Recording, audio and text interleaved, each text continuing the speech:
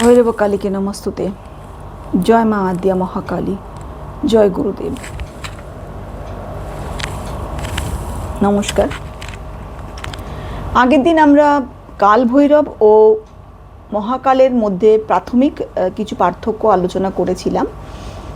তো আজকে সেখান থেকে যদি আমরা একটু সূত্রটা ধরি, সেটা হচ্ছে যে কাল ভৈরব হচ্ছেন শিব ও শক্তি দুই, আর মহাকাল হচ্ছেন শুধুই শিব।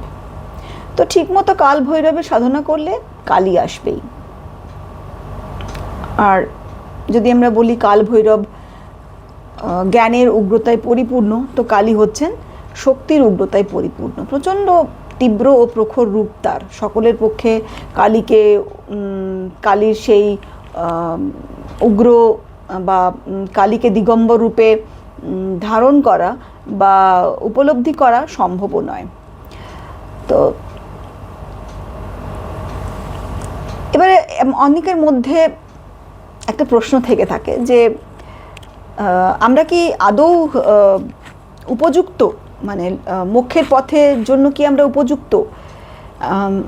আর তার সাথে সাথে ভেতরে একটা ইচ্ছেও থাকে জন্ম মৃত্যুর চক্র থেকে মুক্তি পাওয়ার, সেই পরম ব্রহ্মের সঙ্গে এক হয়ে যাওয়ার একটা ইচ্ছে থাকে, সুপ্ত ইচ্ছা একটা থাকে। কিন্তু আবার আমরা বুঝতে পারি না যে আমরা কি করব, কিভাবে যাব, কিভাবে এগোবো। তো সেখানে যদি এই রকম একটা অবস্থাতে আপনি আছেন, তো বুঝবেন যে সেখান থেকেই কিন্তু ভৈরবের উৎপত্তি, সূত্র। ঠিক আছে? তো এবার এটা হচ্ছে কেন আমরা করব, মানে ভৈরব সাধনা আমরা করবই বা কেন? এটা কি শুধুই মোক্ষ লাভ? মোক্ষ লাভ মানে কি আমরা সবাই নিজেদের এই জীবন যা আমরা পেয়েছি, যেটা আমাদের কাটাতে হবে, সেটা কি আমরা সব ত্যাগ করে দেব? মানে কি সেটাকে ছেড়ে আমাদের কোনো আশ্রমে যেতে হবে? কি করতে হবে? তো প্রথমেই বলি, ভৈরব সাধনা কিন্তু করাটা এই জন্যই যে আমরা যেই জীবনে আছি, যেই পরিস্থিতিতে রয়েছি, সেটাতেই থাকবো, সেটাকেই কাটাবো, সেটাকে অতিক্রম করব,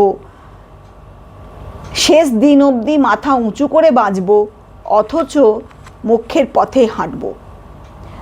কোনো নিজেদের যা কর্ম আছে সেই কর্মকে পুড়িয়েও ফেলব, নতুন কোনো কর্মও আমরা সঞ্চয় করব না। আর জন্ম আর মৃত্যুর চক্র থেকে মুক্তিও পেয়ে যাব। কিন্তু আমরা কোনো আশ্রমে গিয়ে বসবো না। আমরা 2026 সালে যদি আছি, তো 2026 সালের মতোই বাঁচবো। আমরা কম্পিউটারে কাজ করব, মোবাইলে কাজ করব, আমরা ট্রাফিক জ্যামেও ফেসে যাব, সব কিছুই করব। কিন্তু তার সাথে সাথে কিন্তু আমরা মোক্ষের পথেও হাঁটব। জীবনের যা সব দুঃখ কষ্ট যা রয়েছে, আমাদের যা চ্যালেঞ্জেস যা কিছু রয়েছে, সব কিছুর মধ্যে দিয়েই আমাদেরকে এগিয়ে যেতে হবে।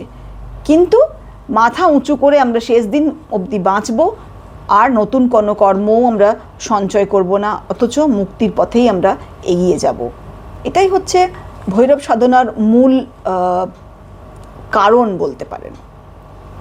এটার জন্য কোনো আশ্রমে গিয়ে আমরা বসবো না। আর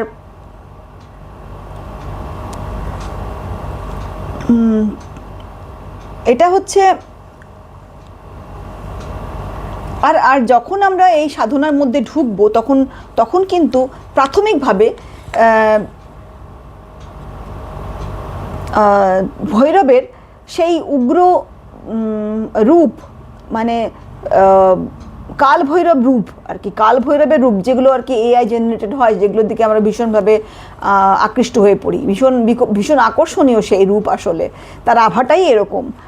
তো সেখানে আমরা প্রথমেই কিন্তু ঝাঁপ দেব না, কারণ সেই স্তরটা হচ্ছে একটা ভীষণই উচ্চতম স্তর। তিনি একটা এমন অবস্থায় আছেন যেখানে কি ভালো মন্দ বা ভুল ঠিক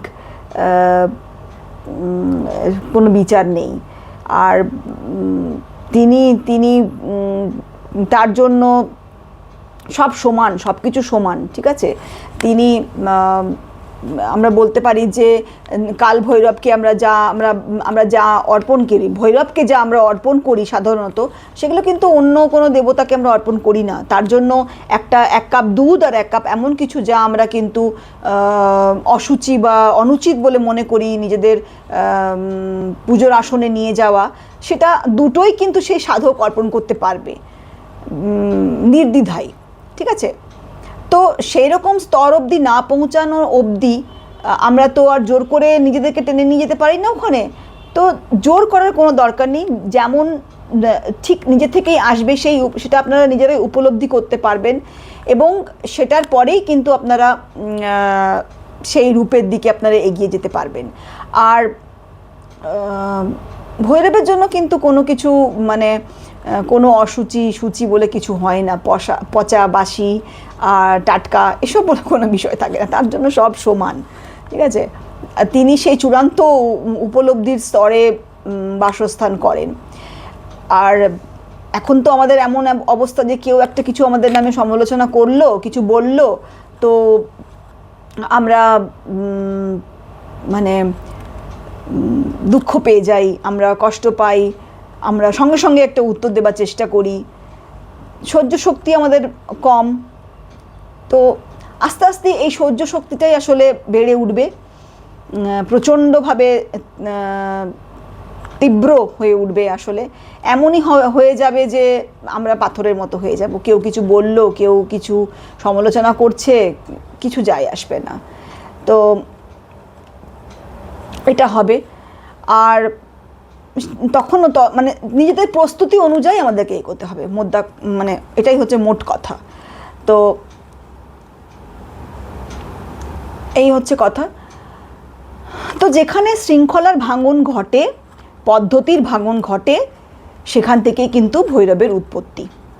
তো কারণ আমরা দেখেইছি যে তেনার মানে আবির্ভাব হয়েই ছিল ব্রহ্মহত্যায়, ঠিক আছে? তিনি এসে প্রথমে ব্রহ্মহত্যার মাথা কেটে দিয়েছিলেন। তো মানে সেই প্রেক্ষিতে তার আবির্ভাব হয়েছিল। তো অবশ্যই তিনি কিন্তু যেখানে মানুষের জীবনের সব কিছু, সব নিয়ম টিয়ম সব ভেঙে যাচ্ছে, সব কিছু কোনো কিছু আর মানে কলিযুগ, যেটাকে আমি কলিযুগ বলি। কলিযুগ মানে কি? কলিযুগ মানে তো ধরা বাঁধা সেই নিয়মের ভাঙন, সেই পদ্ধতির ভাঙন। তো সেই কলিযুগের দেবতাই বলা হয় ওনাকে আসলে, ঠিক আছে? তিনি কলিযুগেরই দেবতা। তিনি সেই কলিযুগে এসে আপনার হাত ধরবেন যখন আপনার ভেতরে ইচ্ছে থাকবে মুক্তি পাবার, অথচ আপনি বুঝতে পারছেন না যে কি করতে হবে, সেই সময় তিনি কিন্তু আপনার হাতটা এসে ধরবেন।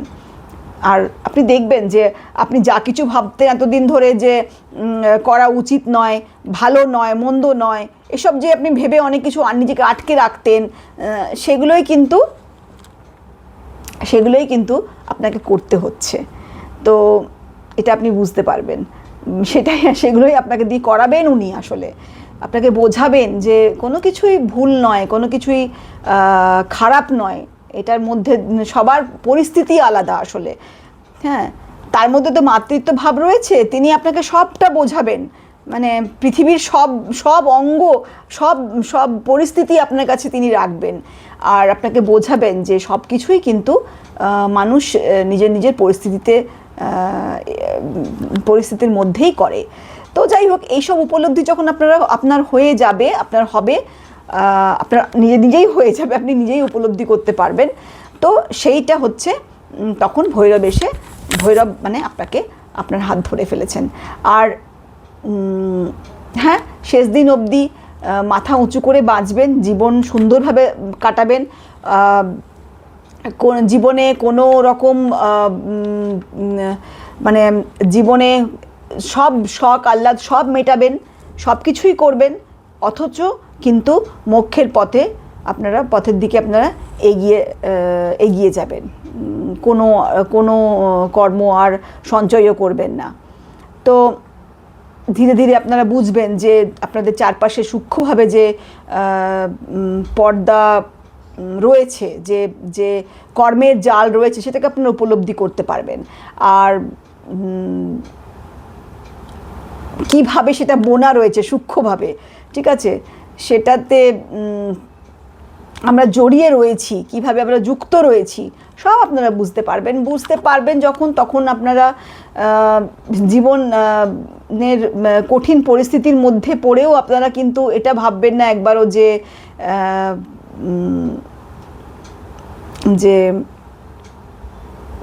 মানে প্রশ্ন আসবে না ভেতর থেকে, এটাই হচ্ছে কথা, প্রশ্ন আসবে না ভেতর থেকে, আর প্রশ্ন করা যাবেও না আসলে, ঠিক আছে? এটাই হচ্ছে একটা মন্ত্র বলতে পারেন ভৈরব সাধনার, যে দুঃখ কষ্ট আসবে, সে তো আসবেই, জীবন ভালো করে কাটাবেন, দুঃখ কষ্ট আসবে, কিন্তু প্রশ্ন করা চলবে না।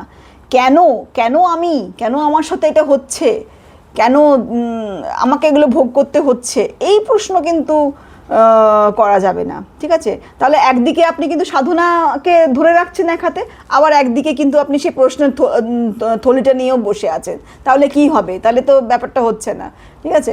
তো সেটা চলবে না, সেটা করা যাবে না। তো সেটা তাছাড়া আপনারা কিন্তু যদি আপনারা এগিয়ে যান মুখ্যের পথে, তাহলে কিন্তু আপনারা বুঝতে পারবেন, আপনারা এগিয়ে যান না মানে আপনি এগিয়ে আপনারা যাবেনই, এবং তার সাথে সাথে কিন্তু কোনো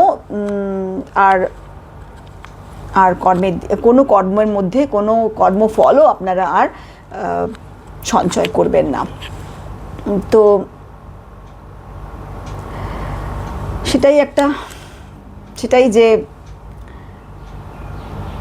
এটাই কারণ আসলে ভৈরব সাধনার।